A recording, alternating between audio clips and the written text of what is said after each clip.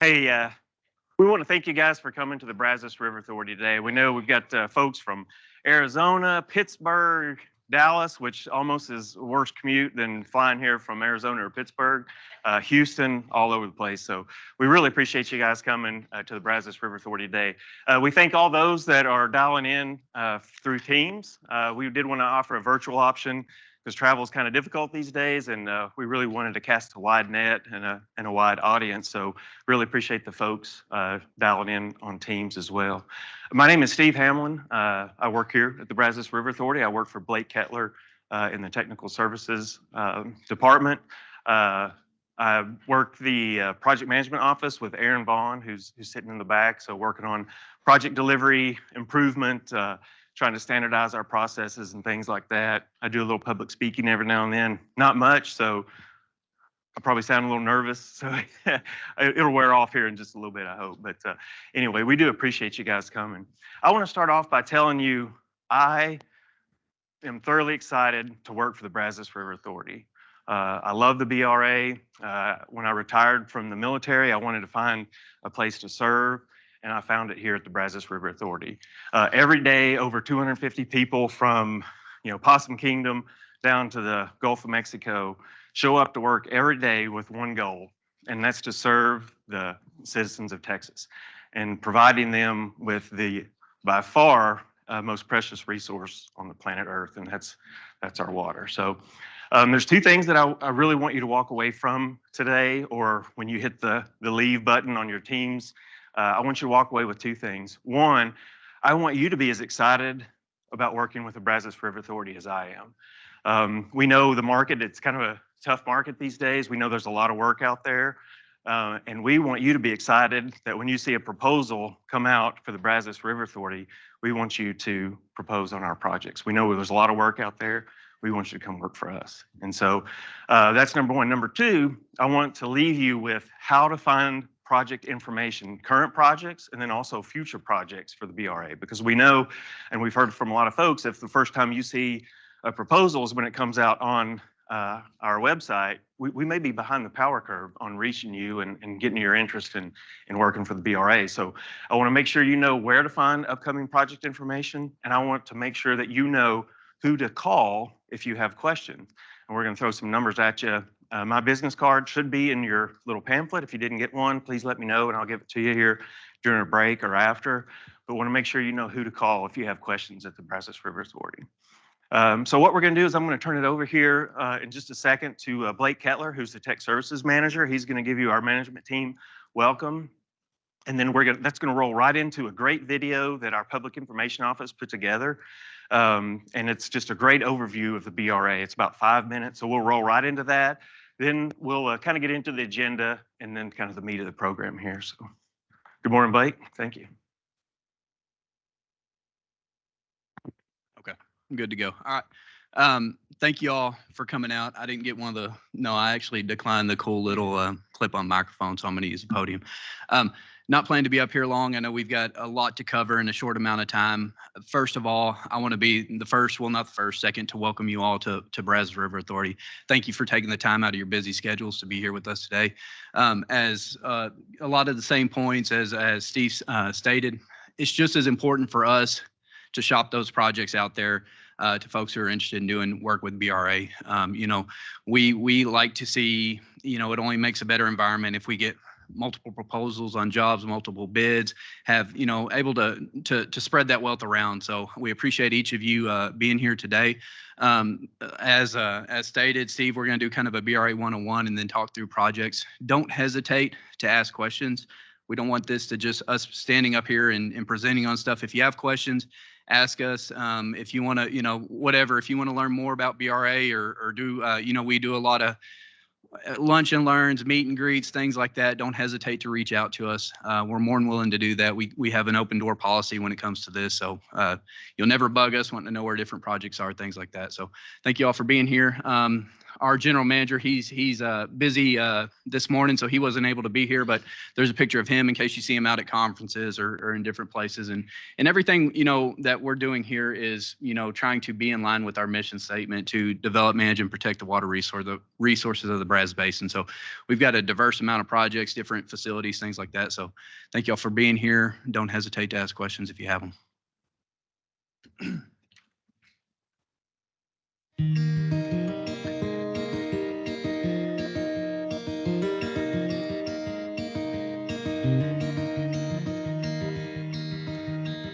Water is life.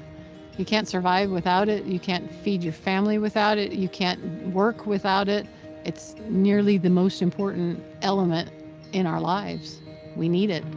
We need to protect it.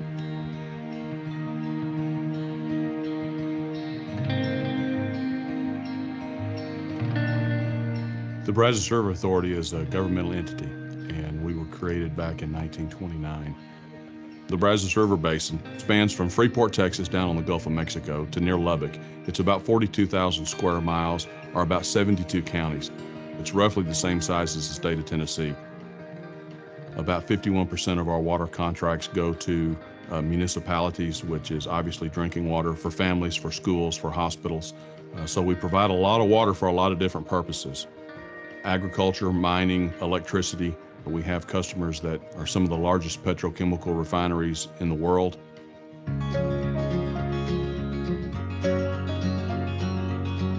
As Texas continues to grow, one of the largest challenges that we have is how we're going to develop future water supplies. Unfortunately, in Texas, people are moving to regions of the state where there's not as much water as we need. So pipeline projects are going to be key in the future for moving water from reservoir to reservoir. When you think about developing future water supplies, it becomes critical that you maintain the water supplies that you already have.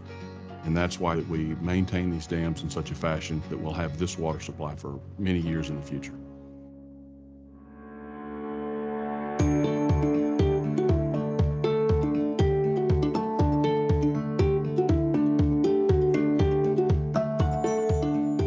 Over time, we built 3 reservoirs: Possum Kingdom, Lake Granbury, and Lake Limestone.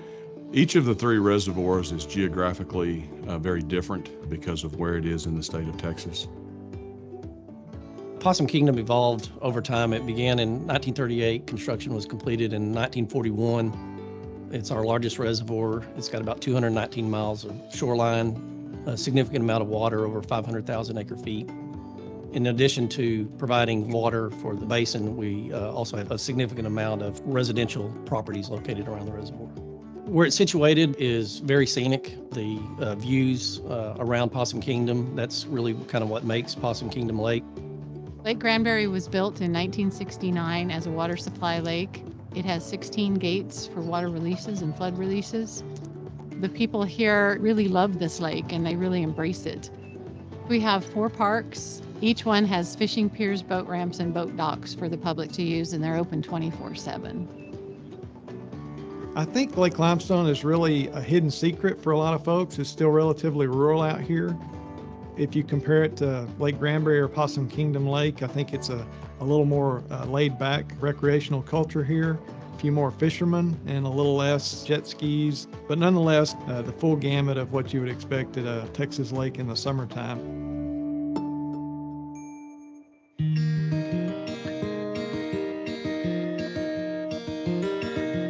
So the water supply reservoirs in the Brazos River Authority system have no flood control storage. We are water supply reservoirs only, and we keep the reservoirs as full as we can so we can use that water during dry times.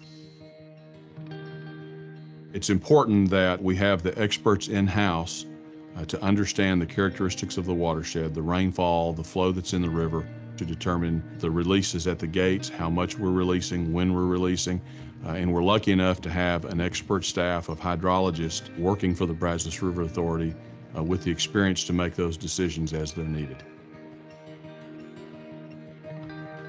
As General Manager of the Brazos River Authority, it is my hope that we leave the public rest assured that we're on top of operating these very significant pieces of infrastructure, not only managing the water supply for the Brazos Basin and parts of the state of Texas, but also making sure that the citizens around the lake and downstream of the reservoirs are safe. We're also going to continue to work very hard to develop water supply, as water supply is the economic driver for the state of Texas. We have the expertise, we have the resources. We will maintain these dams and we will develop new water so that the quality of life in Texas can continue to be as sound and as high as it is way into the future.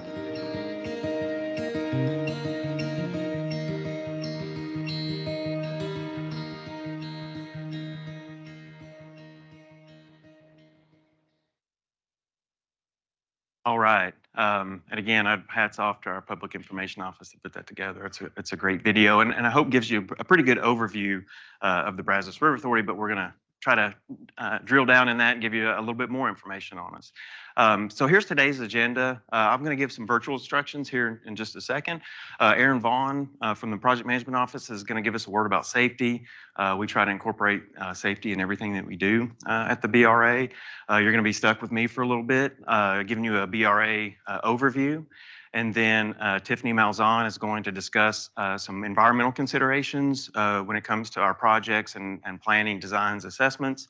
And then Brian Gray is our new purchasing manager. We're very happy to have him. He's very experienced in the purchasing realm, and he's going to talk a little bit about procurement considerations. And then we'll open it up to question and answers at the end. But I would just throw out, feel free to ask a question as we go through here. So again, I want to welcome the folks that were able to dial in through Teams. The way we would like to treat this is just like any other Teams meeting, so everyone has the ability to mute and unmute.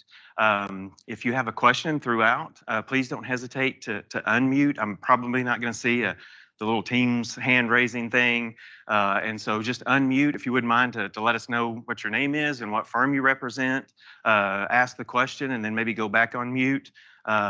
Tests have shown that I sound a little bit less like a redneck if everyone's muted on the Teams call. And so if you could help us out with that, then we'll answer your question. And again, we do appreciate those folks that are dialing in. You may see a blank spot on your screen there with the podium. I like the lounge singer style. And so I'm going to try to walk around a little bit. But anyway, if I break out into a rendition of Hound Dog or something like that, Blake has a hook. He'll get me off the stage before I embarrass myself. So, all right, Aaron, I'm going to turn it over to you, bud. And Aaron Vaughn, again, works in the project management office. He's a project development analyst, does a great job for the BRA, and is really helping us move our project management office along. That's his number there and his email. We're going to try to send this presentation out so you'll have these, but feel free to give Aaron a call if you have any questions on our projects. All right, thank you, Steve. So let's talk safety. First slide, if you can go to the next slide, Steve. So in case of an emergency, we've got two exits, one straight through this door if you go out that way, and then of course where y'all came in to come into here. And if there is any kind of emergency, we're going to meet in the parking lot. Go out those doors, meet in the parking lot. And then if you can go to the next slide. Yeah, go ahead. Oh, yeah. Restrooms right behind me, right on the other side of this wall. Feel free to get up.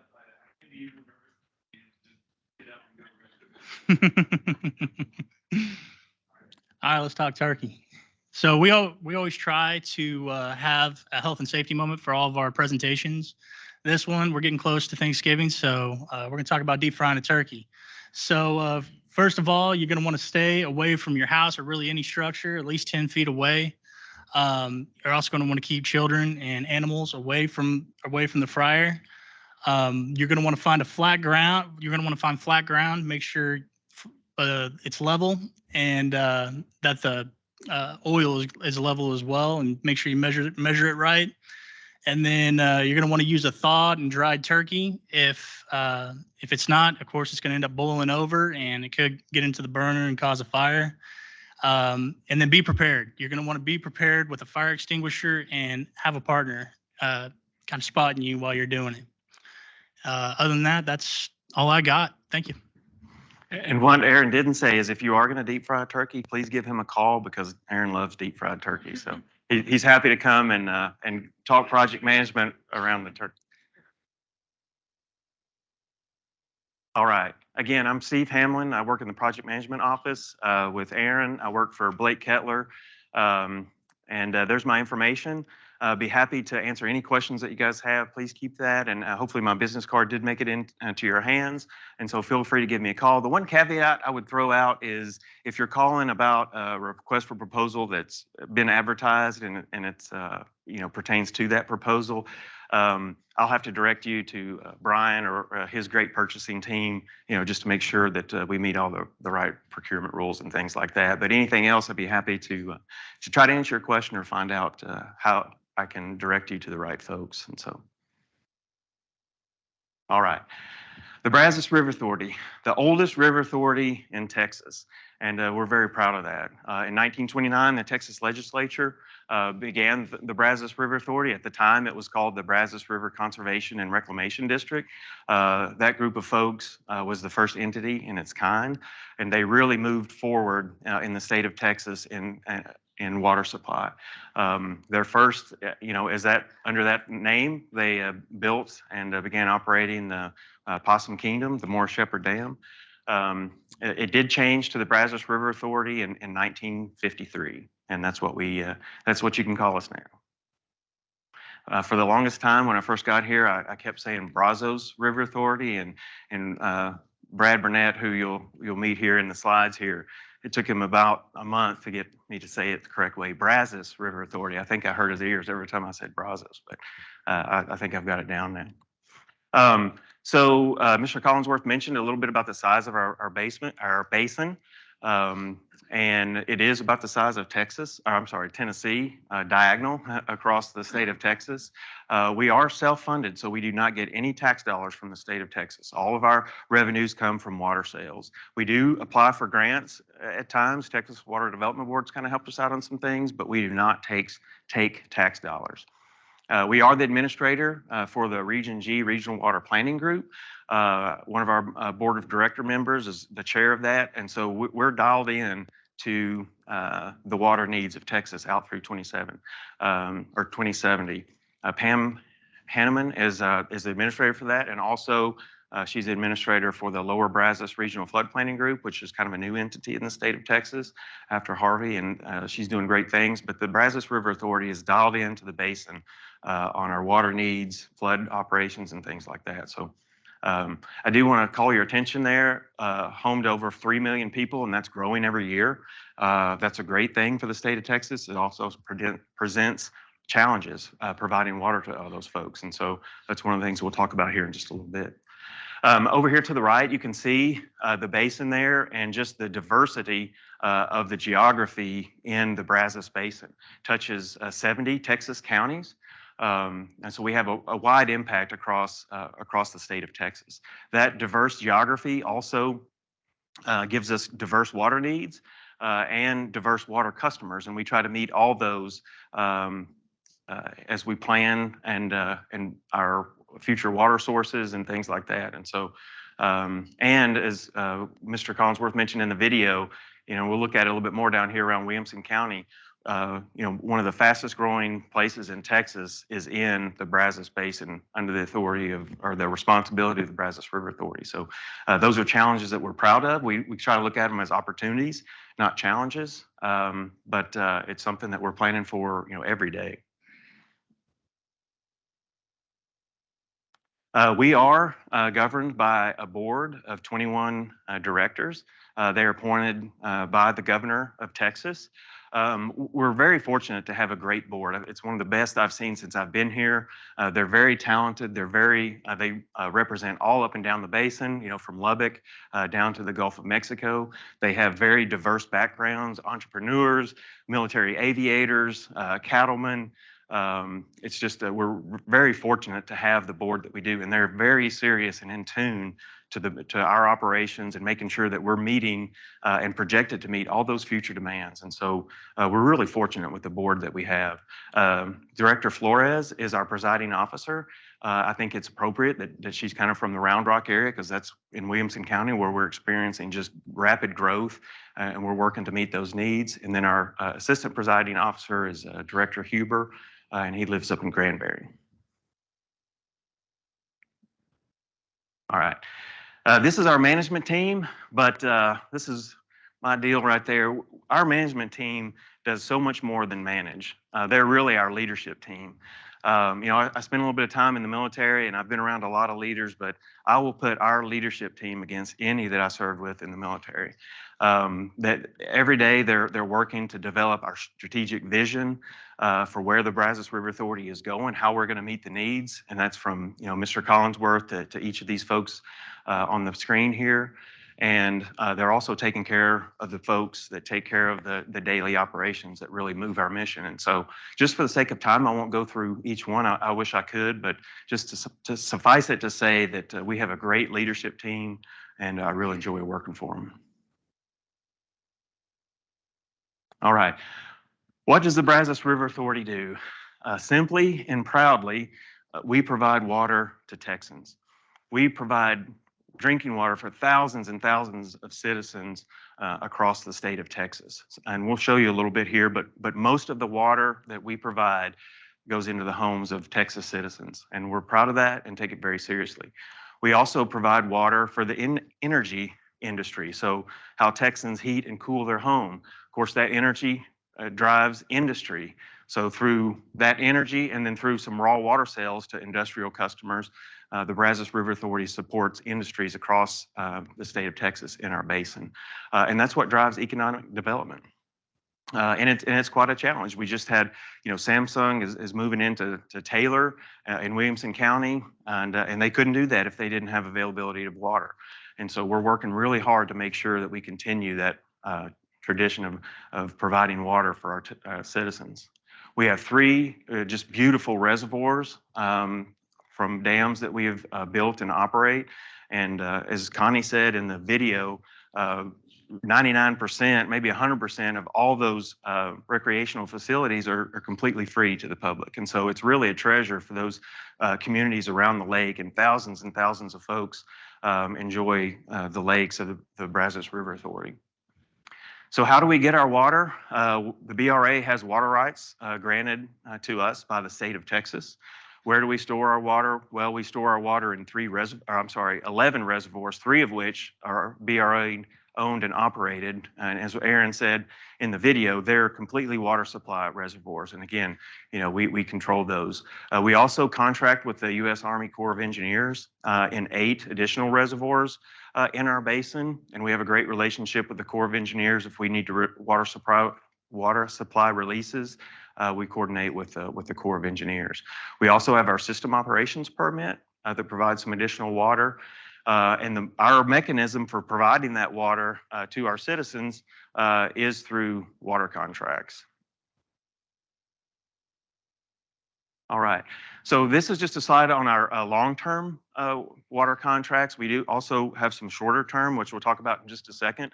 Our long-term contracts are anywhere between 6 and 30 years, and that's our annual commitment right there, almost 750 to 800,000 acre feet of water per year that is contracted with the BRA.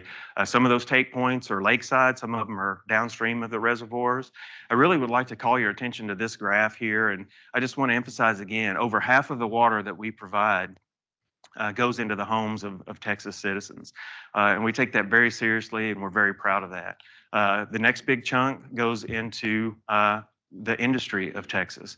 And we'll show you a little bit of how that's broken down.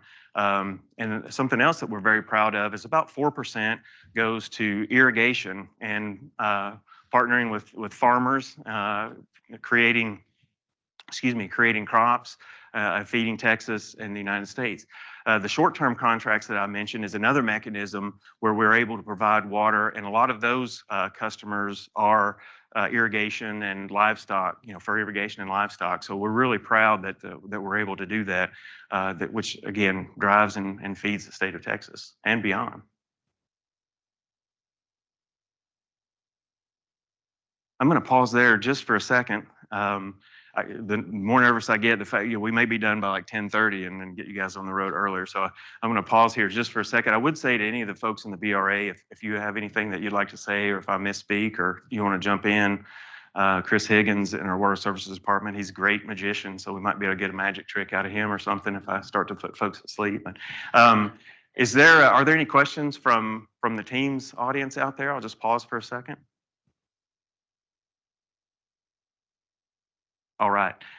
So moving on here, the BRA Reservoir Accounting Summary is a product that our Water Services Department puts out and publishes each year. You'll notice this is for 2021. The numbers for 2022 will come out sometime around March of next year.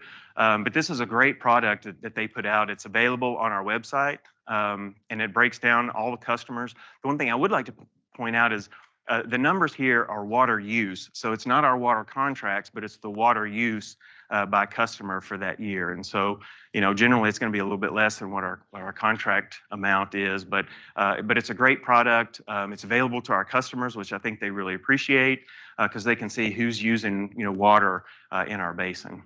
So it's a great product, and it's available on our website. All right, this is just a breakdown of the top 10 customers. And I say top 10 by amount because we treat every customer like they're top 10. But these are the top 10 folks in contracted water. And so this group of 10 right here represents about 70% of our contracted water. I do want to point out that, NRG Energy, again, heating and cooling homes for Texas, but Chris, correct me if I'm wrong, but the largest coal-fired plant in the lower 48. So that's a big-time customer. Gulf Coast Water Authority, another very important customer, and they provide water to about 10 municipalities. I think 18,000-ish acres of crops that they provide water to. So they're a very important customer of ours. Texas Luminant, the nuclear plant up by Lake Granbury. And then what we really appreciate here is all these municipalities that we're providing water to, again, water that's going to end up in the homes of Texas citizens. I do want to mention also, Dow Chemical, probably one of the biggest chemical plants in the world, another big customer of the BRA.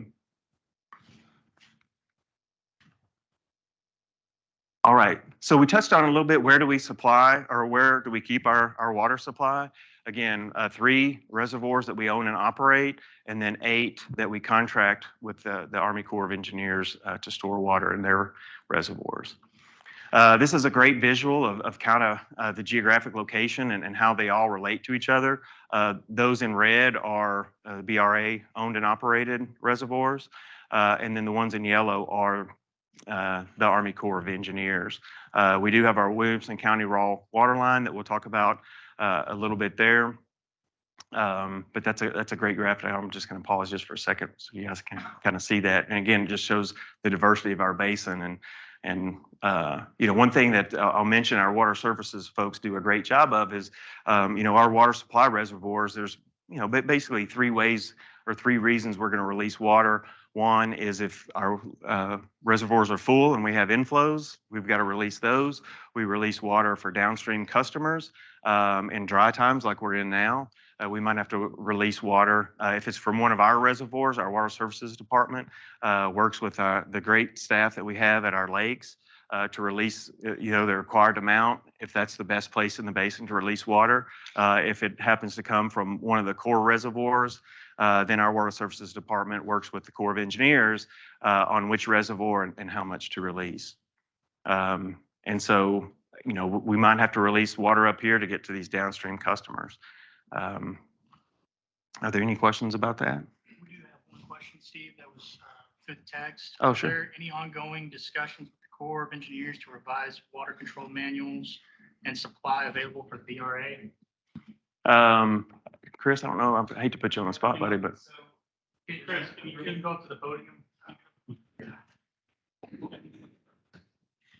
The only thing I know is there's FERO, there's a Forecast Informed Reservoir Operations project that the Corps is pretty heavily involved with. There's no real deadline on that.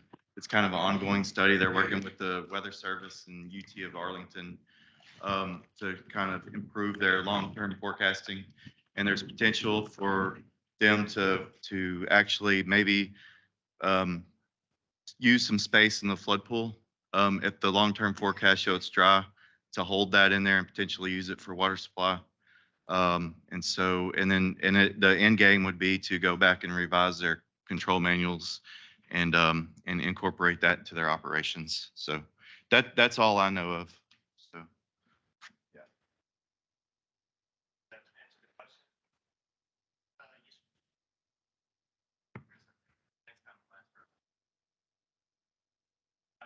I do want to mention Allen's Creek. We got a slide on that a little bit later, but obviously very excited about how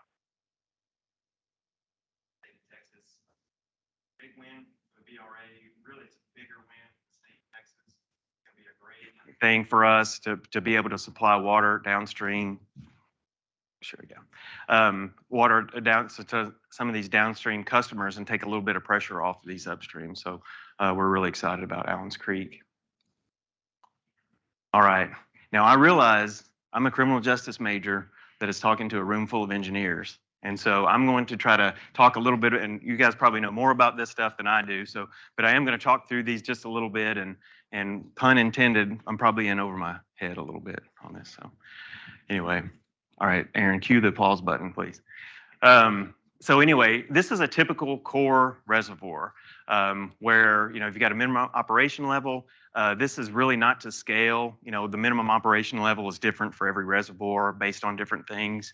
Brad Burnett was telling me, some of the reservoirs, the minimum operation level may be mud, and then others, at a higher level. So this is really not to scale. But obviously there's a conservation pool, and that's where the BRA stores the water that we have water rights to, is in the conservation pool.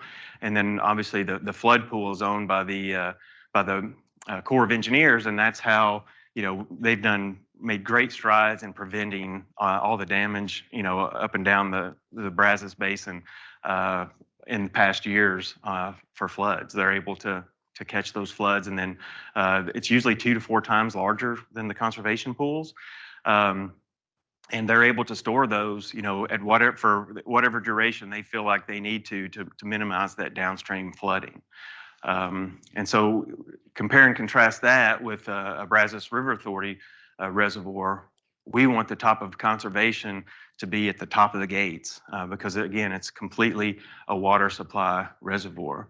And so, like we're doing now, we store those we store water in wet conditions for use in dry conditions, which we're in now. And so, and one of the reasons that I try to bring that up to a group of folks smarter than I is we have no flood storage. This is a great breakdown of all the core and BRA owned reservoirs. Van Walker is great at doing these maps, and this is to scale. And so obviously these are the highlighted are our reservoirs that have no flood pool whatsoever.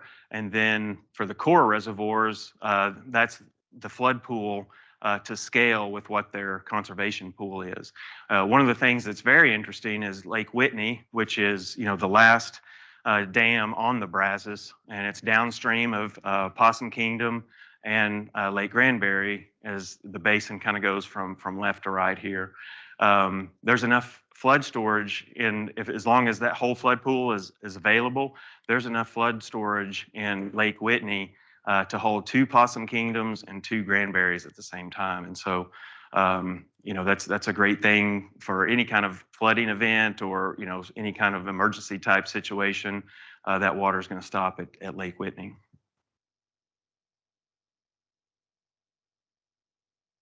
All right. So a little bit about, we've kind of talked about this a lot. BRA reservoirs, we want them to be as full as possible all the time. So that means what comes in must go out. And we try to operate the reservoirs as if it's not there. We got a great team of water services folks that monitor all that. There's close coordination between the Waco office here and our water services folks to the great staffs out there in the lakes to make sure we're releasing, because obviously we don't want to overtop the gates. We have to let out what comes in. And so why that's important and why I would bring that up to this audience is we have to be able to release water 24/7, 365. So no matter what construction projects we have or what testing or anything like that is occurring at our reservoirs, we must be able to pass inflows 24/7, 365. So, when you're doing studies and designs, and then certainly when you get into construction, like we're doing, a Tainer Gate replacement down at Lake Limestone, Stantec is our consulting engineer, and McMillan Jacobs is the contractor. You know, they're going to be barged up in front of one of our gates. We have to be able to open the adjacent gate. So that's really a planning consideration that they have to move their operation so that we can release water again 24/7, 365. And so that's why I kind of go into to stuff that, again, you probably know more than I do about. So our gate operations, I'm just going to briefly touch on this. And then there's another great video that our Public Information Office put together on how we operate our gates. But, you know, Morris Shepherd Dam, 9 bear trap gates, very unique, 1940s, you know, technology. But we've got a great staff up there that keep that running. 16 Tainer gates at Lake Granbury, and then 5 Tainer gates at Sterling C. Robertson down at Lake Limestone. And again, we're doing a replacement of those 5 gates as we speak. So I'm going to mute and let you watch a good video here.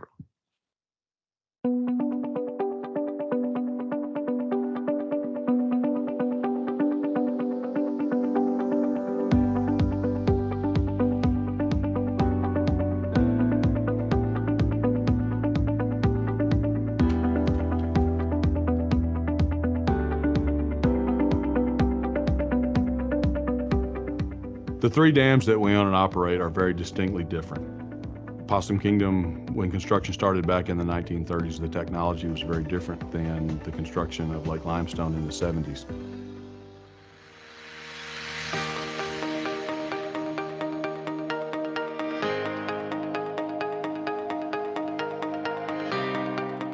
Here at Lake Limestone, we have 5 large gates called Tainer gates that are used to pass flows when we're having flood events or heavy inflow to the reservoir. And when we're opening those gates, we can do it in 6-inch increments, and each 6 inches is equivalent to about 450 cubic feet per second. And 1 cubic foot is about the size of a beach ball. We can release in excess of 100,000 cubic feet per second out of those gates if we had to in a large flood event with all of them fully open. The gates are radial gates. They work off of a center point trunnion swivel area in the back where they just raise and lower, supported from the downstream side. They simply just lift upward, hoist mechanism with cables attached, and you can adjust it to any height that you want. It's really quite simple to operate overall.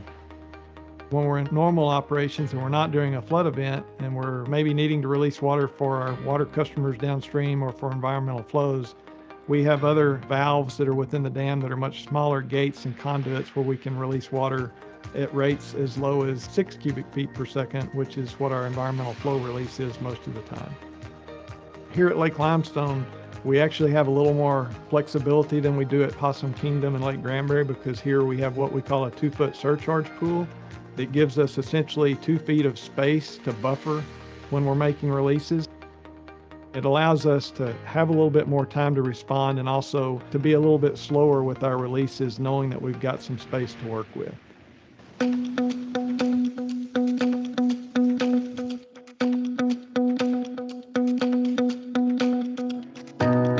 The gates at DeCordova Bend Dam are a newer technology.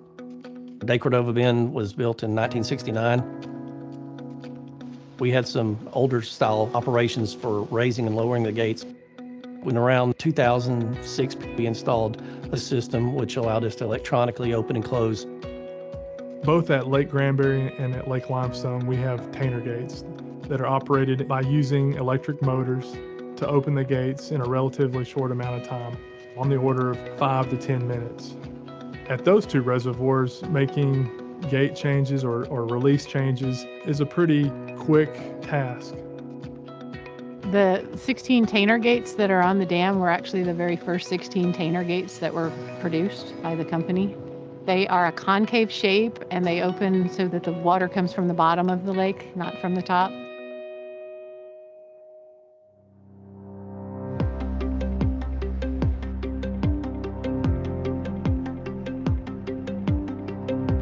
At Morris Shepherd Dam, we have 3 ways of releasing water.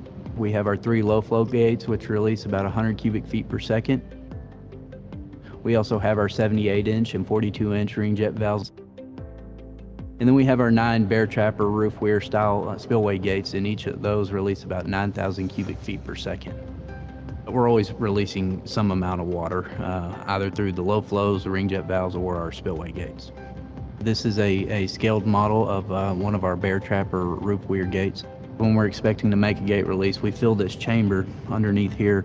The uplift pressure from that water causes the upstream and downstream leaves to float. Whenever that happens, you get some water that comes over the downstream leaf and down the spillway. People see that and think that we're making a release, and that's not necessarily the case. That's just in preparation for a release. Once we are at a floating status, we'll send our folks down on top of the dam. They'll harness up, tether off, and they walk across the top of the gate and unlock those locking bars. At that point, the gate is in the floated and unlocked status. Whenever we're ready to make that release, we drain the water out from the gate chamber. The gate will collapse down on top of itself, allowing the water from the lake to flow over the gate, down the spillway, and through the flip bucket and down the river. The process to operate one of our spillway gates is 2 hours.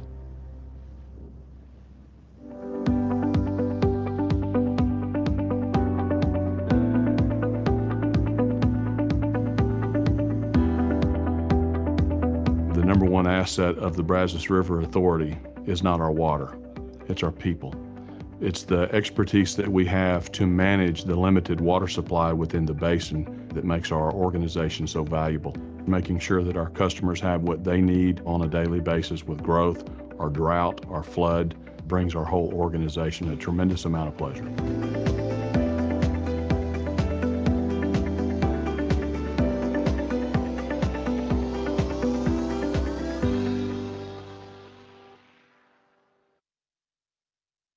That's such a great video, and I so appreciate our public information folks for putting it together. Every time I watch it, I want to go polish one of the Tainer gates for Connie up at the Lake Granbury.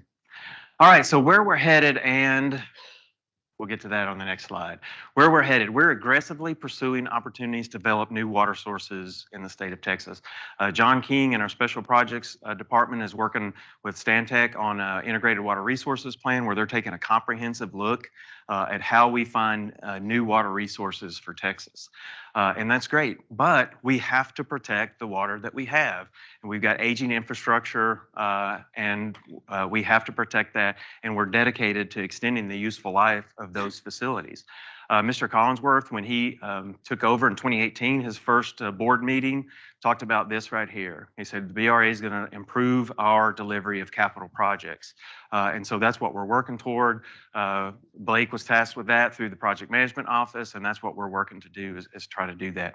But we want to develop long-term business relationships with partners, and that's why we're hosting you here today, and we're very excited about that, developing long-term partnerships.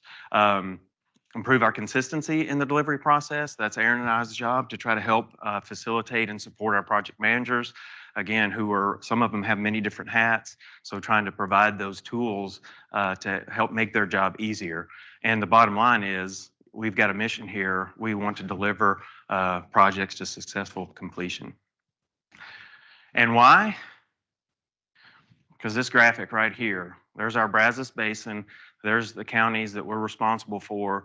By 2040, all of our counties except 3 are going to experience some type of water shortage. And if you look at that picture for 2070, it's probably a little bit more bleak. And so that's why we do what we do. That's why it's important for us to develop partnerships to help us take care of our aging infrastructure and find new water resources, is because we're tasked with providing water for Texans, and we've got some shortages coming. We've got lots of growth all over Texas, but particularly down here in Williamson County, and that's what we're working to do, and that's why we do what we do. All right, so what do we need? The BRA needs relationships to move us forward. We've got a very talented group of folks here at the BRA, and I'm very proud to work with them. But we don't have the manpower to handle all of our own projects, designs, assessments, and things like that. And just like a lot of districts and authorities, we rely on you, industry experts, to help us with that. And so we're looking to develop long-term relationships. Stuart Vati is here from Gannett Fleming. Stuart's worked with the BRA for many years, I think as long as I have. I feel like we need to give him a Texas citizenship card and a BRA shirt. but that's been a very successful relationship for us, and it's really driven a lot of success. And that's what we're looking for. We're looking for long-term relationships. And really, what we want is we want our mission to become your mission, because that's what we work on every day. That's what keeps folks up at night at the BRAs, trying to figure out how are we going to provide water for the folks that are coming to Texas. And that's what we're looking for. We're looking for folks to make our mission their mission. We're looking for technical expertise. We're looking for solutions to our challenges. And that's what we need from industry. And when we go out for a proposal, that's what we're looking for. Successful relationships and partnerships drive success. We want, you guys have the industry experience. We've got some experience in the BRA, but we rely a lot on our consulting engineers to help us understand what our objectives are and then go out and figure out how we're going to meet those objectives. The Brazos River Authority is very big on collaboration and communication. And we've got that with many of our engineers, and it just makes for successful projects. There's always going to be bumps in the road for any improvement project like we do. What we don't want is folks, kind of pointing fingers on whose fault it is or whatever. It's working together, team concept, to take those challenges, make them opportunities, and work through them and deliver a great project. One of the things that we're really looking for as well is, timely deliverables. When we get into, the contracts and we're working on the project, we really appreciate timely deliverables, moving projects along. Because if you ask Brad Burnett what keeps him up at night, it's folks that need water in his basin several years from now. So we really don't have time to delay in getting our projects done. We need to communicate, collaborate, keep things on track, and get projects done in a timely fashion. So that's what we're looking for. And then one of the big things that we really appreciate is just that proactive approach from start to finish, being proactive and helping us move these projects forward, and delivering these for our stakeholders. All right, the types of consulting that we need, I'm not going to go through all these. I'll just pause for a minute. You can kind of take a look at them. There are some others, real estate, easements help, surveying, environmental help, and things like that. So this isn't an inclusive list by any means, but these are the types of things, that we're looking for, and we put requests for proposals out from time to time.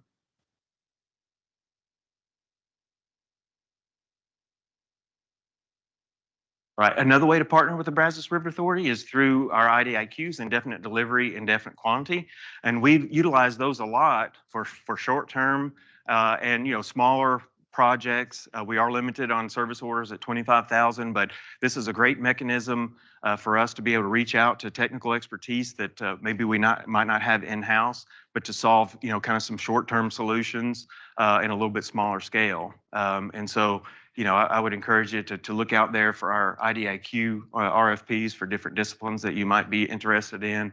It's another great way that we partner with industry, and then the way we offer you guys ways to partner with the Brazos River Authority. All right, you made it. You made it to the first break. So I would like to take a 10-minute break. Those that are on virtual, we'll take a 10-minute. So we're going to break. You can see us milling around, but you won't hear anything. And we'll just come back at 11:05, and then we'll work through the rest. And so, I wish we could offer you folks coffee out there in virtual land, but grab a cup and meet us back here. We'll unmute and get going. And then for those of you here, I encourage you to have a cup of coffee or some of those fat-free Danishes over there. Awesome. So that was kind of what I call like the HR part of the presentation, where we talk a lot about relationships and collaboration. And now this is a little bit more of the nuts and bolts part of the BRA. So the Brazos River Authority is divided into 3 basins. You can kind of see it here: the upper basin, central basin, and lower basin. All right, the upper basin is encompassed there. We used to own a reservoir there in Lubbock, but we've at Lake Allen Henry, but we don't do that now. But we do have Granbury and Possum Kingdom up in the upper basin. Lots of water customers up there. Mike McClendon is the upper basin regional manager. I went to work for Mike when I first got here. Mike is a great guy, probably the most technical non-engineer that I know. He really should have an honorary engineering degree from A&M or somewhere, because he's just very technically focused, and he really understands the reservoir systems. And his project management team is John Doulis, who's floating around here, Jeff Salmon, and Lacey Darr. I'm going to brag on Lacey just for a second. Lacey is our newest project manager and just completed her certified associate in project management. So I think she's the first credentialed project manager in the BRA. And so we've got some other 2 or 3 or 4 other folks that are pursuing that. And basically, I've got to get going, or next time we do this, Lacey will be giving this presentation, and I'll be sitting in the audience. But a great project management team. Connie up at the reservoir does some of her project management as well, but they really just have a great team. And all right, so Possum Kingdom Lake. When people think of the BRA, they probably think of Possum Kingdom Lake and the Morris Shepherd Dam. Randall McCartney runs the outstanding staff up there at Possum Kingdom. He came to us from the Corps. He's been there a couple of years now. We're really glad to have him. He's doing a great job, and again, he's just got a great staff up there. I'm not going to hit you with all the numbers there, but Possum Kingdom is obviously our oldest reservoir. It's about 80 years old now. See if my Tennessee math was right. Yeah, about 80 years old now, and so. We've got some projects up at Possum Kingdom that we're working on. We're partnering with Gannett Fleming right now, doing a concrete assessment and service life extension. It's an 80-year-old dam. We want to understand the structure and try to extend the service life on that. One of the things I do want to brag about at Possum Kingdom is unique to the BRA is the RSMU, the Reservoir System Maintenance Unit. And that is a team of extremely talented folks, from welders to concrete experts. They do a lot of their own construction up there. I mean, they take down gates, they blast them, recoat them. I mean, it's just amazing what they do. Gannett Fleming's also working with us up there on a flow control project, where Gannett Fleming is providing the design and stuff like that, but our awesome RSMU team is self-performing that construction. And so we're really proud of them. If you ever get an opportunity to see those folks in action, I think you'll be as impressed as I am. So some of our projects that we're kind of contemplating there for Possum Kingdom, and if I miss anything, BRA folks, please don't hesitate to kind of jump in. But so in the kind of the 23-24 timeframe, we're looking at a Bay 9 weir box and transition beam assessment. Back in the 1980s, I believe, we had a little bit of a movement in that dam, and during the course of that, in stabilizing that, noted a leak. And the idea is it may be coming from the transition beam, and it's leaking into Bay 9. And there was a weir box that was constructed there to measure that. It's not any kind of dam safety issue or anything like that, but it's the weir box is a method to kind of measure that leak rate. And so, it's a number of years old. It's kind of getting corroded, so we're looking at that leak, seeing where it might come from, and then replacing that weir box as well. And Steve, yeah, that's working. I'll try to add little bits of information. The Bay 9 weir box, the challenge there is high H2S levels in that bay. So that weir box is important for us to measurement the flow through the dam there to capture that for inspection purposes. But it's corroding the concrete in that weir box. The issue is the high H2S, and what do you do with the flow of water? The flow of water doesn't stop, so we've got to come up with a way. It doesn't sound like a major project, but when you start adding those different components to it, it kind of turns into its own animal. So that's a few other considerations out there. Oh, thank you, Blake. The controlled outlet conduit, as Blake mentioned this back when he was the reservoir manager up at PK in the video, talked about the controlled outlet conduit and the ring jet valves there. We do have a controlled outlet conduit.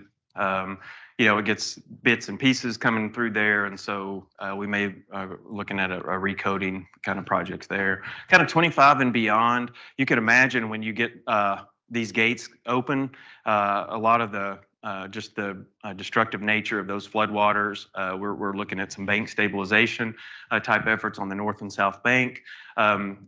We did have an inspection where they recommended that we do a seismic analysis of the structure up there with current USGS information or whatever. But anyway, we're going to do a seismic analysis up there, and then also a hydrographic sedimentation survey. So those are a couple of things that we're contemplating here in the next couple of years. And where that seismic analysis is coming from, when injection wells, all that were hot and heavy up there, there were, numerous small quakes, different things like that in the area, tremors. So that's, we thought it would be worthwhile to do our due diligence there to understand, the obstacles from that perspective.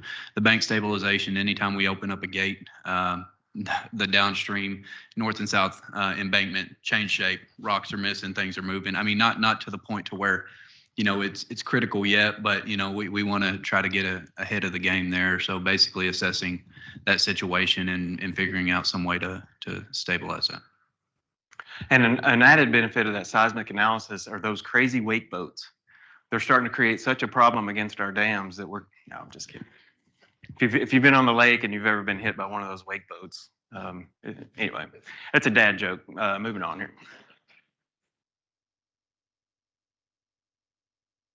All right, Lake Granbury, Connie Tucker has been up there for a little over 10 years now. Connie's introduction to the Brazos River Authority was a 50-year drought of record. So not long after she took over, the lake started going dry. Folks didn't have water underneath their boat docks, and so that was her introduction to the BRA. She handled it very well. But so she's been with us over 10 years now, and doing a great job. And they just got a great staff up there. And I actually live around Lake Granbury, and there were days gone by, 10 years ago, you didn't really want to tell people you worked for the BRA when the lake was going dry because they thought we were helicoptering it out to, different places and secret pipelines and things like that. But I'm proud to say I work for the BRA, and we've spoken up there some, and they all just have great things to say about Connie and her staff. It is our middle dam as far as age goes, 1969, but that's still a lot of years, right? So we need to preserve that asset and extend the service life, and we'll talk about a couple of those projects. All right, so for 23-24, hearth stability analysis, here's the hearth there.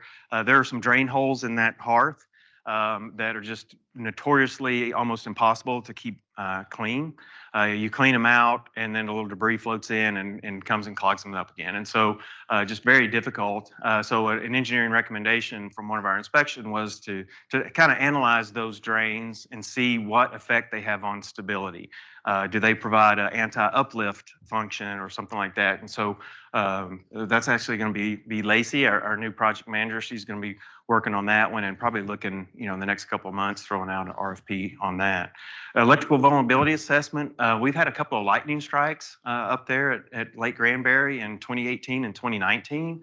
And as you can imagine, it created a lot of electrical anomalies up there, shorted this out, generators that. And so Mike McClendon wants to take a comprehensive look at the electrical system up there. It is 480 on the dam, but Mike wants to take a comprehensive look at that and make sure that we're considering all the vulnerabilities of that electrical system to make sure we never have a problem opening up those gates, which are SCADA operated, and so we've got that one coming. And Steve, on that point, we've put some protective measures in place.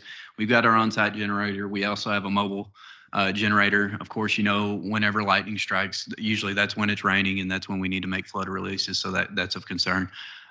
So we do have some protective measures in place, but just looking for maybe is there something out there that we didn't think about? Is there ways to better protect that facility? So that's what we're looking to accomplish there. Thank you, Blake. So FY25 and beyond, again, older infrastructure. We're looking at a similar castle type project at Lake Granbury. There's not a picture here, but the low flow facility is the opposite side of the dam. This is the north side of the dam. The low flow facility is on the south side. However, it's a very similar setup to where there is no safe way to get down to the low flow facility for our maintenance folks. And so it's mostly, and I've done this a few times, and I'm old and not very athletic. And so trying to go down that riprap, it's a ankle break waiting to happen. So that's kind of the low flow facility access that we're contemplating.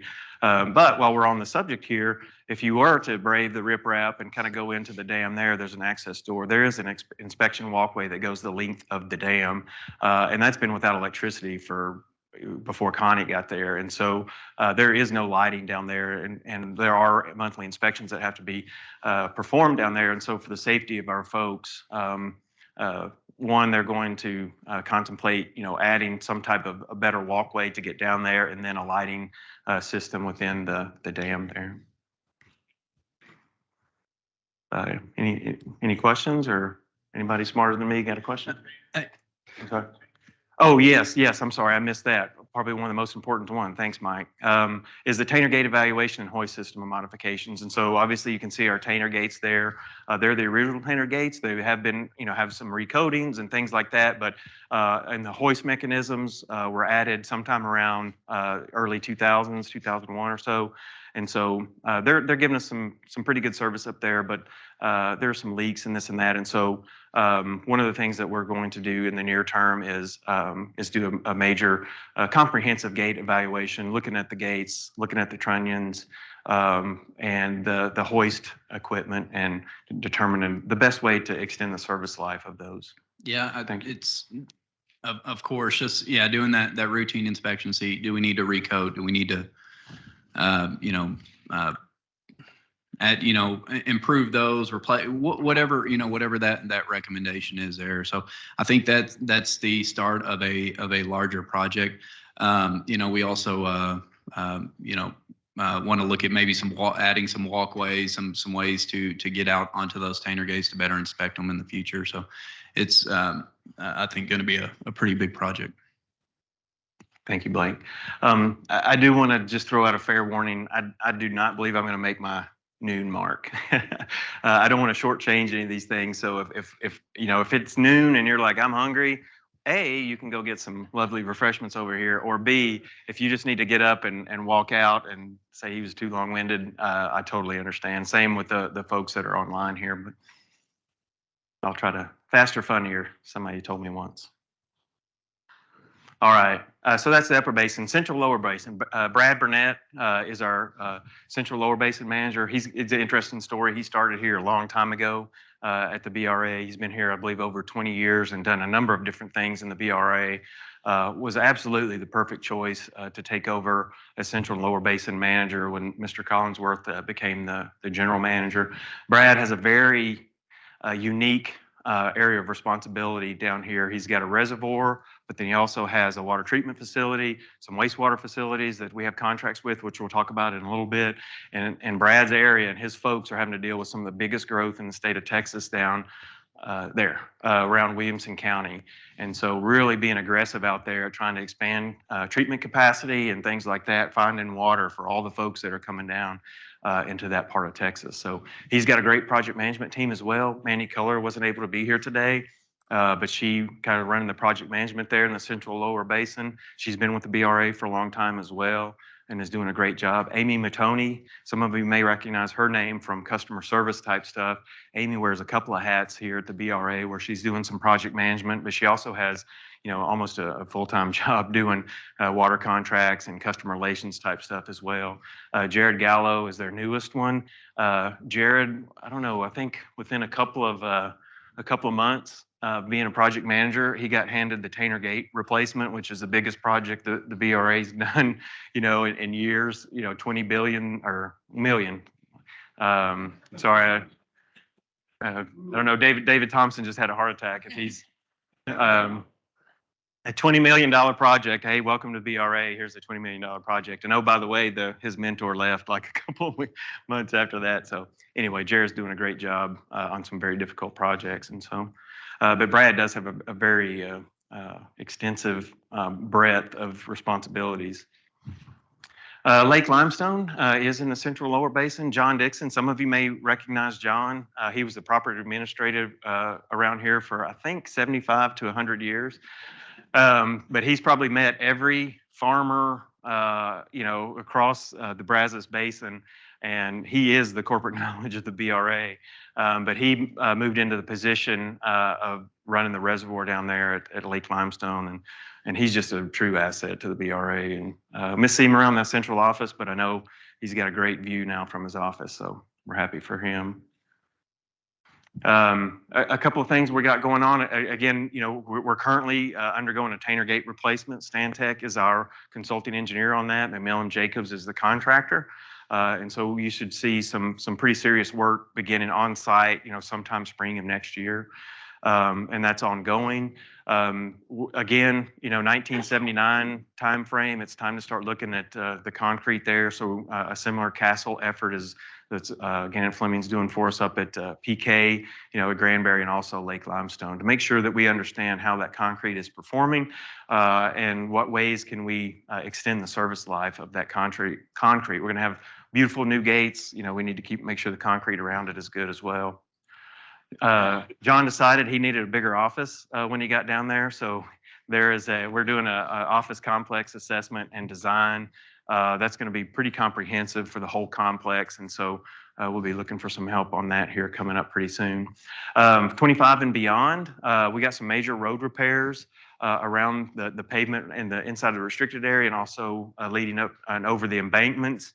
We are going to kind of hold off on that just a little bit because we are doing the Tainer Gate project. There's going to be a lot of heavy equipment in and out of there. So rather than have a bunch of nice new pavement that gets chewed up with heavy equipment, we're looking at that, kind of after that Tainer Gate and a couple other things get done, so we can keep that pavement fresh for John down there. Upstream embankment, an inspection showed that we're having some deteriorated riprap, maybe some cracks in some of the soil cement on the upstream embankment of Lake Limestone. And so we're going to be looking to do an assessment of that upstream embankment and looking at different remediation needs there. So I'll pause there for a second for any questions here or online if there's anybody that has a question. I think John's listening, so that's why I'm kind of joking around with John Dixon. So, all right. So I know a lot of you folks maybe work for water and wastewater treatment companies, and so this is an opportunity for us to tell you a little bit about what we're doing. So one of the interesting things, in Brad's area of responsibility is that down here in the central and lower basin, we operate, I believe it's 9 wastewater treatment plants under contract with municipalities, and 1 a water treatment plant. I want to take just a second to brag on a couple of folks that work for the BRA and have for a long time. Working for Brad, our 2 superintendents, Jay Middleton and Donald Malavetz. And I'm just going to tell you, they're 2 of the best in the business. They've been working for the BRA for a long time. They're really just experts in water and wastewater treatment. When municipalities have a problem or have something that they need a little bit of advice on, they call Brad. Brad calls those 2 folks, and then BRA personnel will try to advise them, and help out the best they can. But they're just really experts in their field, and they maintain all those facilities down there, some under contract and 1 that we own and operate. I'll tell you about here in just a second. So for the wastewater and water treatment, where we have these contracts, we do quite a bit under IDIQ for those. Again, a lot of times they're owned by a municipality and we operate them, but there's times where we may need improvements or something like that where we don't have time for them to go through their procurement process. So we do have some IDIQs that we do kind of short term, quick fixes, a little bit smaller in scale. If there is a major capital improvement at one of those facilities where we operate under a contract, generally those are going to be budgeted through the municipality and then managed through the municipality. So Brad wanted me to make sure I kind of mentioned the kind of the difference there. But so anyway, we do have a lot of expertise in this field, and we got a lot of great professionals down there making this happen. Just to add to that, Steve, yes, we operate a lot of those treatment facilities. Sometimes the maintenance, stuff like that, or whether projects, things like that, sometimes they'll fall to us. Most time, like Steve had mentioned, they're funded through the municipality. But anyways, the takeaway there is BRA might be working projects down there. The municipality may be working projects. So it's good for folks to be aware of that in that water and wastewater realm.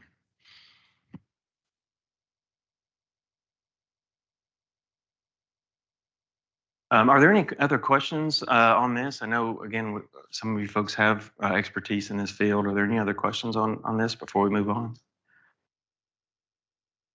And I do just want to say again how proud we are of the folks that do those for those municipalities, because they really don't have the expertise to operate those well for their citizens, and the BRA does a great job. All right. Okay.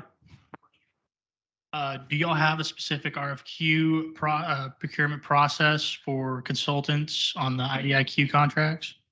I don't think it's anything out of the norm for what we normally do for RFPs. It would just be a request for proposals. That would be. That's correct. Yeah, the contract itself will be, it'll look a little different than maybe kind of your standard PSA or professional services agreement we would use for an assessment or design. You'll have the service order aspect in there, but same procurement process. Awesome. Thank you, Blake. Okay. All right. So another best in the business, Brian Bertelson. He's been with the BRA for a long time. He runs the one water treatment plant that the BRA owns and operates. And we call it a plant, but it's really a system, and that's the East Williamson County Regional Water System. And Brian's been down there for a long time. Extremely smart in the water treatment business, very well respected, and he's got a great staff down there. And a lot of times when you think of the BRA, you think about our reservoirs, but this is just as important as our reservoir. They're providing treated water to a lot of citizens around Taylor, and we're going to talk about that in just a second. But you can see this is a Lake Granger. It is a core lake. The intake is up here. The pipeline is about 3.5 miles-ish from the intake over to the treatment facility, bringing in raw water. And then we've got a little over 3-mile pipeline taking treated water from the plant out to the customer take points. The BRA hasn't always owned it. The city of Taylor owned it up until 2004. Then we purchased it in 2006. We did a big expansion. The intake was located at another spot on the lake. The BRA moved it to a more advantageous, deeper part of the lake and built a new intake. There's the info on the pumps there. The one I want to kind of really bring to your attention, though, is in 2020 we served a population of about 50,000. By 2030, they're estimating needing to serve a population of 119,000 and 219,000 by 2050. So right now we're working with CDM Smith on an expansion project for the East Williamson County Regional Water System to expand the treatment capacity to try to meet those demands. And that's one of those where we don't have a lot of time. And so we've got to get a schedule, stay on schedule, because there's folks that need water out there in the future, and we're going to give it to them. And the way we're going to do it is through this expansion here. These are the customers that serves: the city of Taylor, Jonah Water Special Utility District, and then Lone Star Regional Water. And again, I've already mentioned Samsung's moving into this area, which is going to create lots of growth down there. And so this is really a priority for the Brazos River Authority, is expanding this and providing water to those customers. All right, we are a bit in the water pipeline business. So we have the Williamson County Regional Raw Water Line that the BRA owns and operates. Well, I guess it's cost reimbursable, but anyway, we operate it, and the intake is up here on Stillhouse Hollow Lake. There's a little picture of the intake. It's a 48-inch water line, and it does run roughly 28 miles from Stillhouse Hollow Lake to Lake Georgetown. It helps supply supplies of water to Round Rock, City of Georgetown, and Brushy Creek Mud. And so again, we've talked it, but this is a huge area of growth in Texas. Lots of water demands coming down And we're currently working with CDM Smith on this as well, doing a pipeline assessment, make sure that pipeline's in good shape, and then also doing an evaluation of the intake and possibly expanding the pumps there to increase output again, because we know that the water demands are there in the next few years.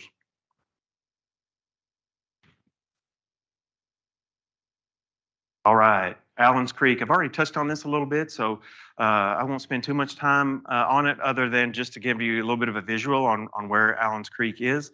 When I first got here, I read an old book on the BRA, and Allen's Creek was mentioned, I think, as early as probably the 50s. I don't know, a lot of forethought there, but you can see how long it takes to do a reservoir in Texas, and it's just very difficult. But we're very, very happy, and again, I think it's a big win for Texas that we're moving forward with Allen's Creek.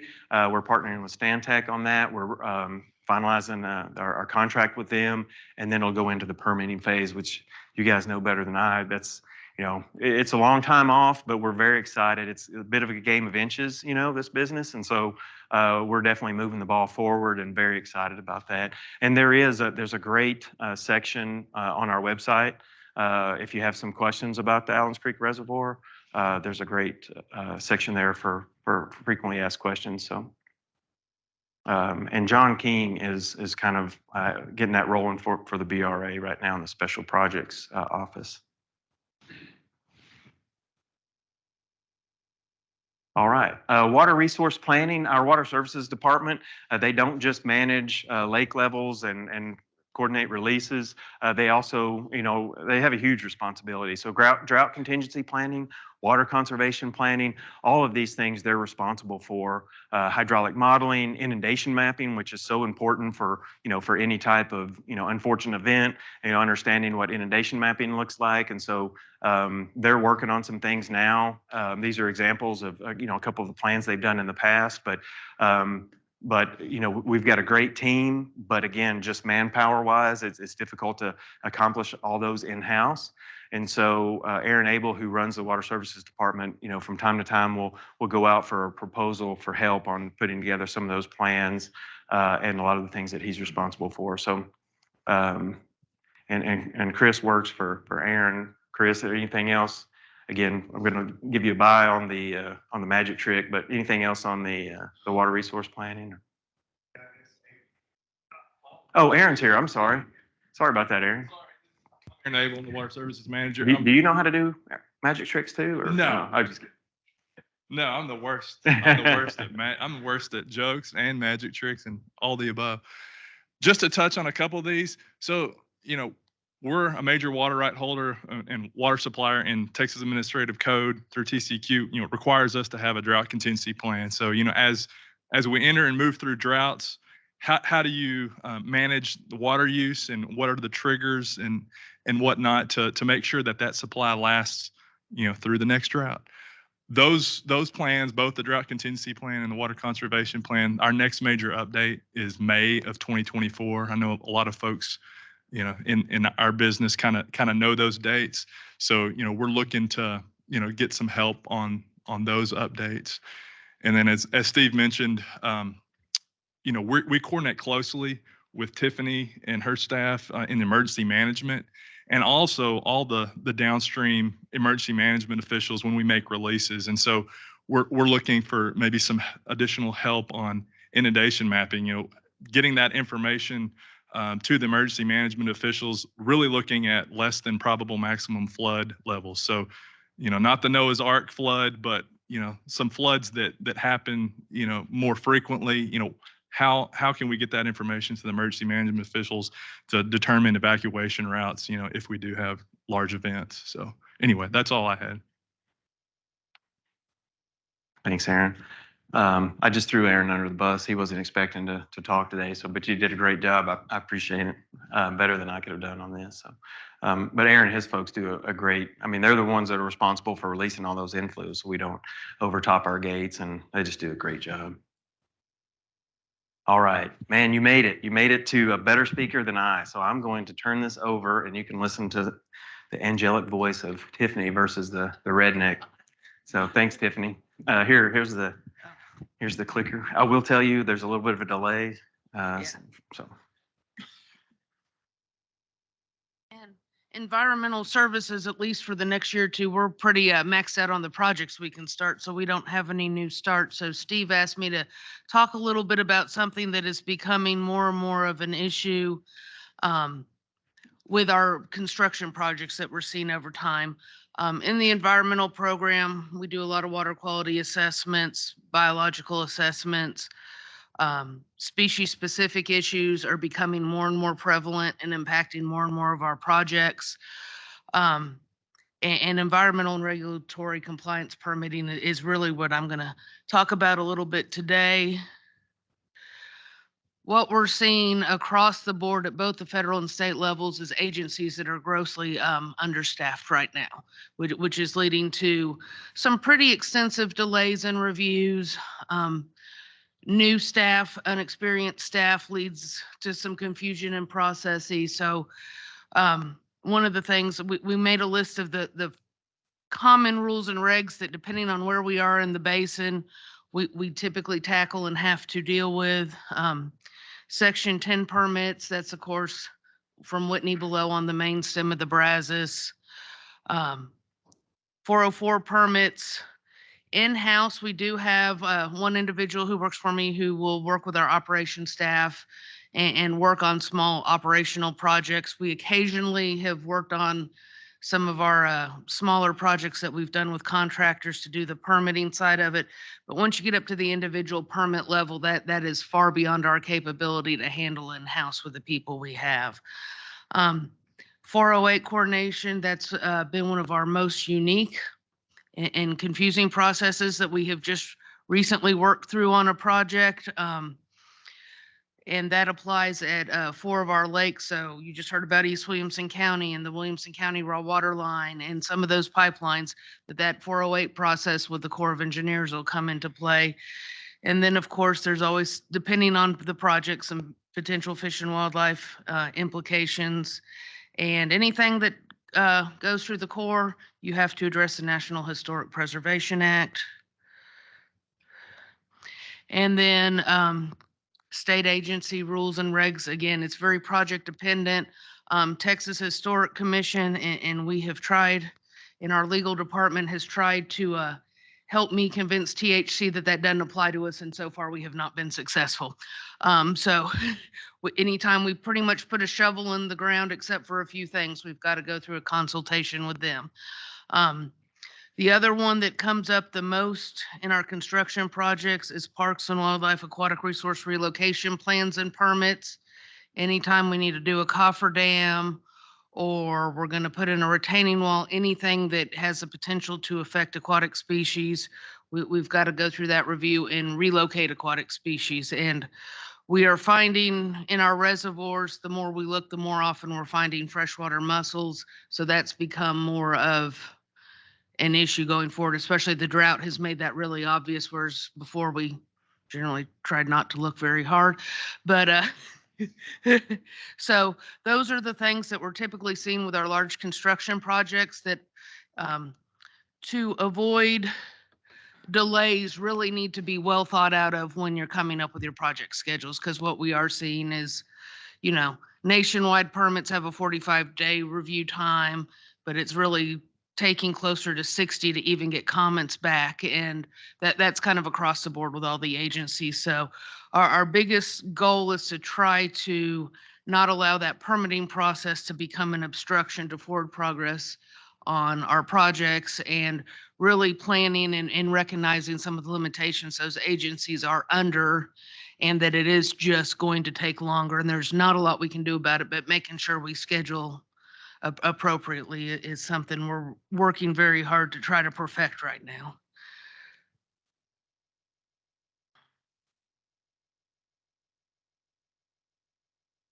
And I think I kind of covered all of those while I was working in. But yeah, that's our biggest goal, is to avoid becoming a roadblock. And I didn't bring up stakeholder meetings if we go to the individual permit level, like Allen's Creek will require and Bell House is likely to require. There is some extensive public education and outreach that can also be timely, especially when if the public is not favorable for the project.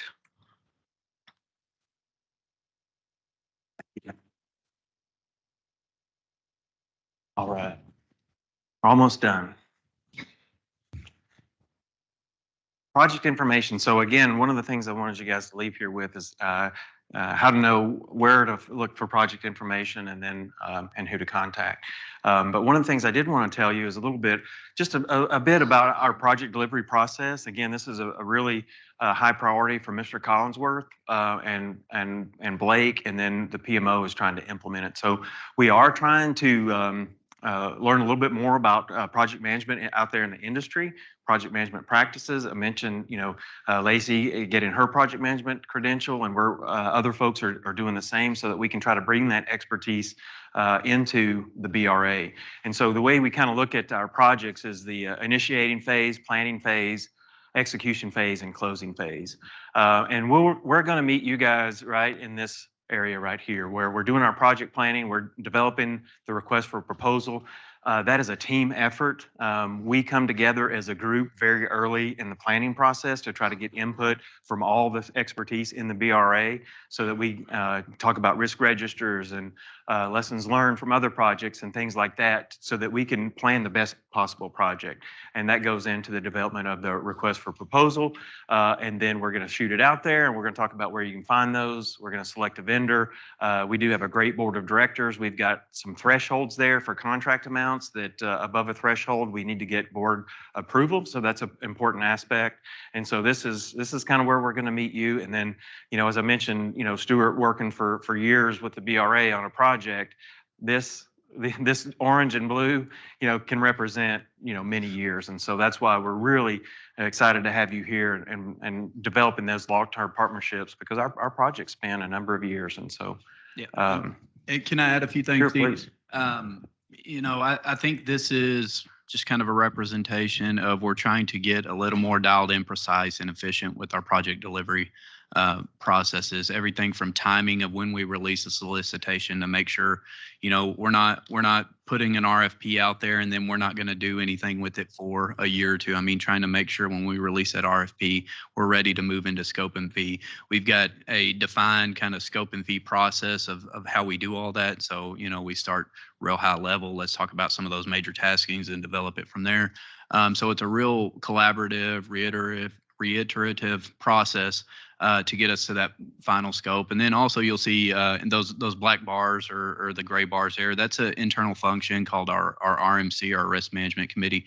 That's kind of a stepping stone, a milestone, a meeting to where we meet internally just to make sure to try to control those risks and make sure we don't have any surprises, and if there are any risks out there to help mitigate those. But I think the main takeaway here is, we're trying to get that defined, structured process, so that way any project that you folks were to propose on, you'll kind of have that same feel across the organization. Thank you, Blake. All right, I'm going to try to hit this pretty quick because we saved the best for last, and Brian Gray talking procurement stuff, and so.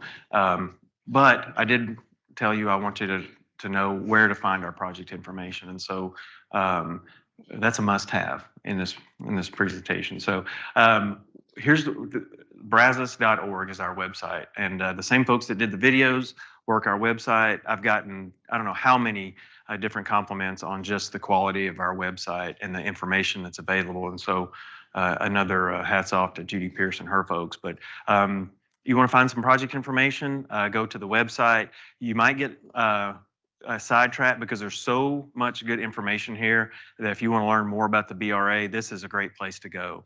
And so, but after you go to water school and you learn about our reservoirs and our drought update, you can go down kind of toward the bottom of the main page and you're going to see project updates.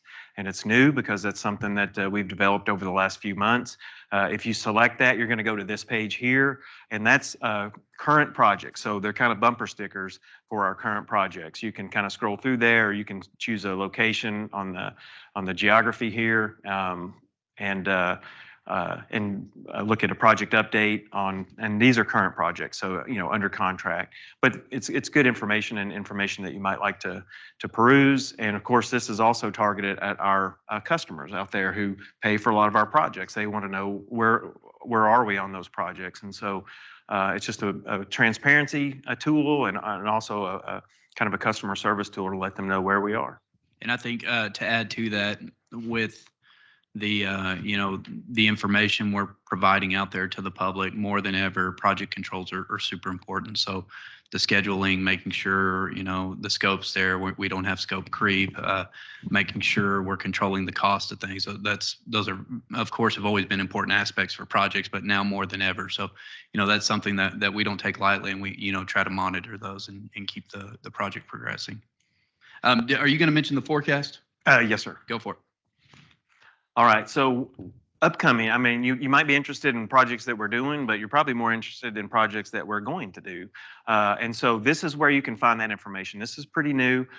We've got a great IT person. His last name is Dar as well. So we've got anyway, I'm sorry, Lacey, I'm embarrassing you. But anyway, he's a tremendous IT person, and he puts our website together, and he helped us get this.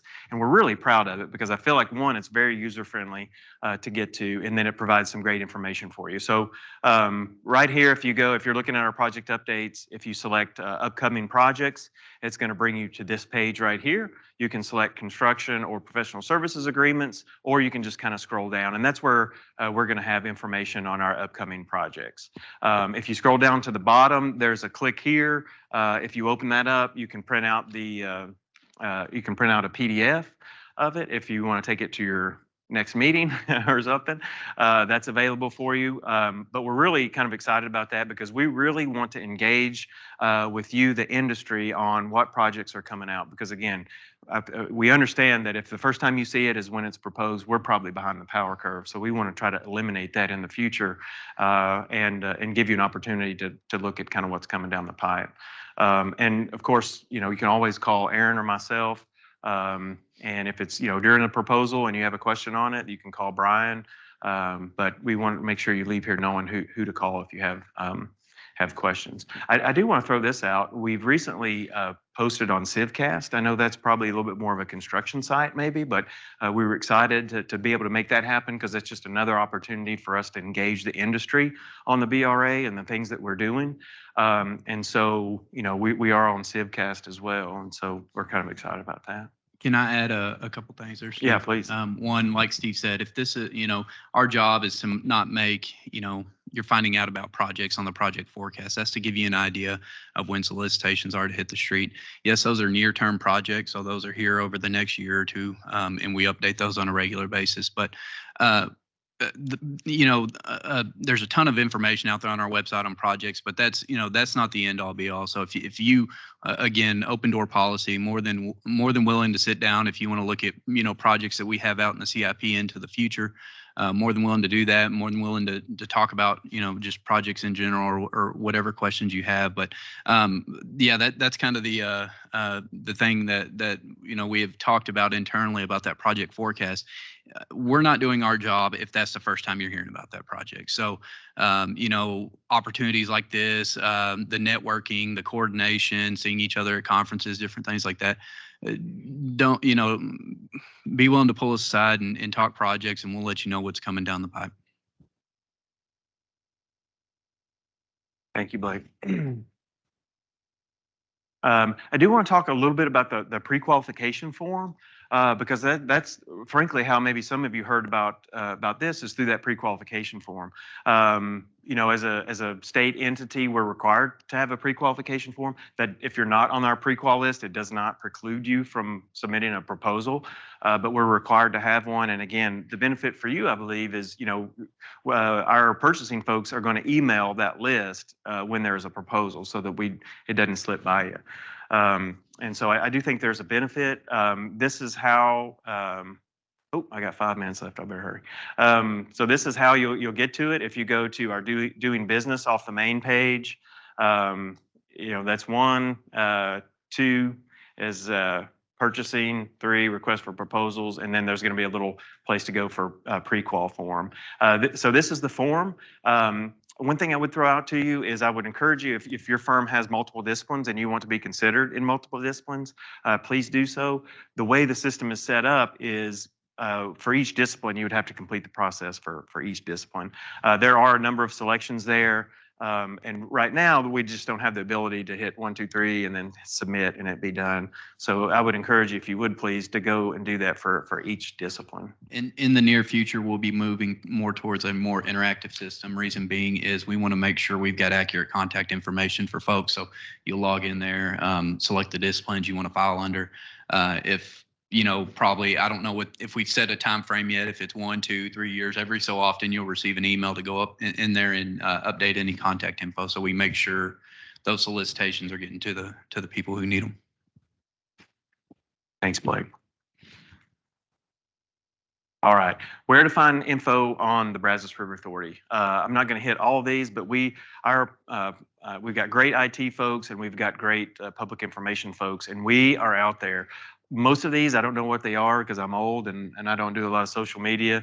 I'm sure my kids would, but I mean, they are out there. There is all kinds of information out there. And again, I've gotten lots of compliments from folks on the amount of information available out there at the BRA. So they do a great job. There's the different kind of feeds that you can go.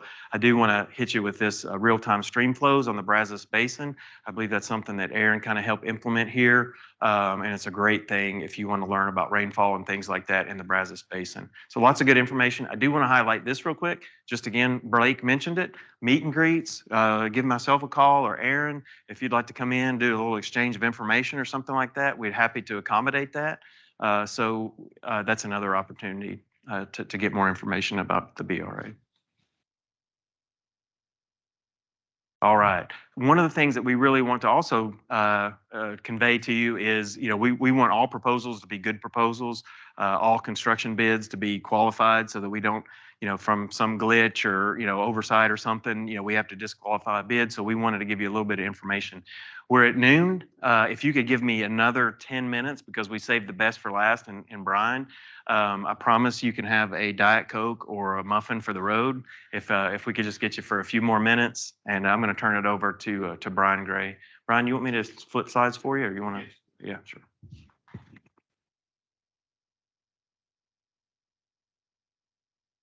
Well, as Stephen stated earlier, I'm the new purchasing manager for the Brazos River Authority, and so I was basically you guys sitting in the audience learning about the Brazos River today. So, just to get started, if you'll go to the next slide. As for everybody here, most of everything is going to be in the RFP process, which is request for proposal. That's for professional services. Anytime that the BRA is looking to purchase commodities or services that are over 25,000, a formal solicitation has to go out. And so that's our RFBs and our RFPs. RFBs are for commodities and construction services. And as Stephen stated earlier, we're a staff that works in a team environment to develop the specifications for the project. Next slide. So once the formal solicitation is completed, the state law requires the solicitations to be advertised. And the BRA uses the following advertising avenues: the newspaper, which is the Waco Tribune, our BRA website, and the Electronic State Business Daily, the ESBD. This website is used to meet the state solicitation posting requirements for governmental entities. As Stephen stated earlier, the email to the BRA vendors, those are the vendors that have been on the pre-qualification list. And then we also use the centralized master bidders list, and that is that's governmental agencies use that to develop a mailing list for the vendors. Vendors can go get registered on the CMBL, and it's run by the State Comptroller's Office.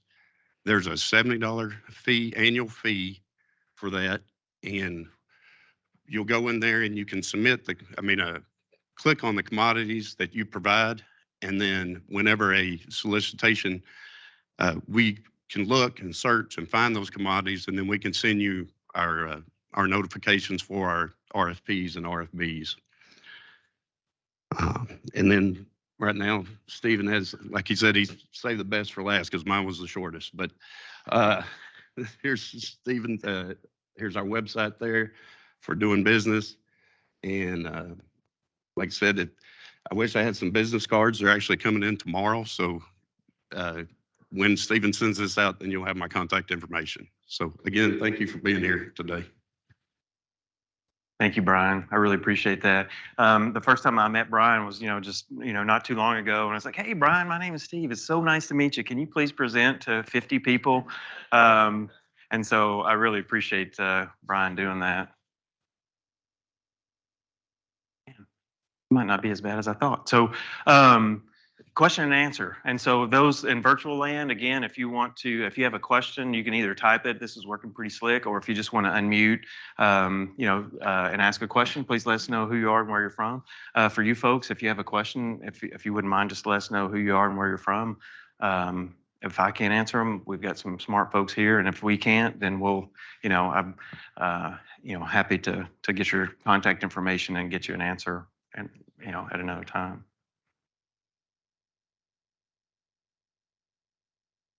Either I did really bad or I did really good. I don't know how to read that, but well, awesome. All right. Again, I really want to thank you guys for taking the time. I want to thank the folks that are out there in virtual land on Teams for taking the time to dial in. I know you're all very busy, and so it really means a lot that you guys would take the time to dial in and to drive down here, fly in. Also, to learn a little bit more about the Brazos River Authority. Again, my two main objectives were to get you as excited about working for the Brazos River Authority as I am, because it's just a great institution full of great people doing, I think, one of the most important missions on the planet, and that's providing clean water to folks. And so hopefully I reached that objective. We'll see when we throw an RFP out, see how many proposals we get. And then two is hopefully I provided you information of where you can go, who you can call if you have questions about anything about the Brazos River Authority. But for projects, Aaron, Vaughn, and I are happy to answer any questions. And if we can't, we know who to call and get the right answer for you. And so I would encourage you, we've got plenty of snacks there to take on the road. If you're going back to Dallas, you might be stuck in traffic, so it might be nice to have a Diet Coke with you or something like that. Thank you very much for coming. We really enjoyed it. We may do this again, maybe next year sometime. But thank you very much for coming, and I hope you guys have a safe drive home or flight back. Also, while everybody's here, if you have any way, if any feedback, any way that we can improve, maybe you want some different information next time, let us know. Like we said, our goal is to start doing these on an annual basis. So yeah, feel free to shoot Steve an email, me, whoever. Let us know. Thanks.